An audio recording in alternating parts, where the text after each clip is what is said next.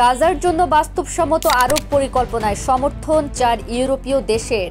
ইউরোপের প্রধান দেশগুলো বলছে তারা ফিলিস্তিনের গাজা পুনর্গঠনে আরব সমর্থিত পরিকল্পনাকে সমর্থন করে। আরব সমর্থিত পরিকল্পনাটি বাস্তবায়নের ব্যয় ধরা হয়েছে 53 বিলিয়ন মার্কিন ডলার।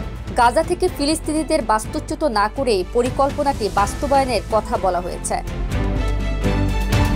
গাজা পুনর্গঠনে মিশরের পরিকল্পনাটি আরব নেতারা অনুমোদন করেছেন। কায়রোতে গত মঙ্গলবার আরব লীগের সম্মেলনে মিশরের প্রস্তাবটি অনুমোদন করা হয়। এর 3 দিন পর গত শনিবার জেদ্দায় ইসলামিক সহযোগিতা সংস্থার ওআইসি বৈঠকে প্রস্তাবটি আনুষ্ঠানিকভাবে গ্রহণ করা হয়। কিন্তু আরব সমর্থিত পরিকল্পনাটি ইসরায়েল ও যুক্তরাষ্ট্র প্রত্যাখ্যান করেছে। যুদ্ধ পরবর্তী গাজায় নিয়ন্ত্রণ প্রতিষ্ঠা করতে চান মার্কিন প্রেসিডেন্ট ডোনাল্ড ট্রাম্প। গাজা জোর করে খালি করার পরিকল্পনা রয়েছে ট্রাম্পের প্রস্তাবে গাজাবাসীকে জর্ডান ও মিশরে সরিয়ে দিতে বলা হয়েছে। গাজাকে মধ্যপ্রাচ্যের রিভিয়েরায় ভূমধ্যসাগরীয় উপকূল বরাবর একটি রিসোর্ট এলাকা পরিণত করার বিষয়ে ট্রাম্প তার নিজস্ব দৃষ্টিভঙ্গি উপস্থাপন করেছেন।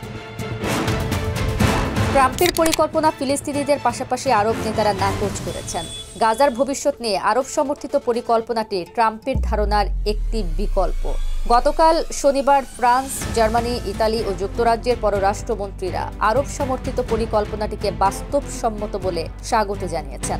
এই পরিকল্পনায় 5 বছরের মধ্যে গাজা পুনর্গঠনের কথা বলা আছে। এক বিবৃতিতে ইউরোপের এই দেশগুলো পররাষ্ট্রমন্ত্রীরা বলছেন, আরব সমর্থিত প্রস্তাবটিতে গাজার বিপর্যয়কর জীবনযাত্রার দ্রুত ও টেকসই উন্নতির প্রতিশ্রুতি রয়েছে।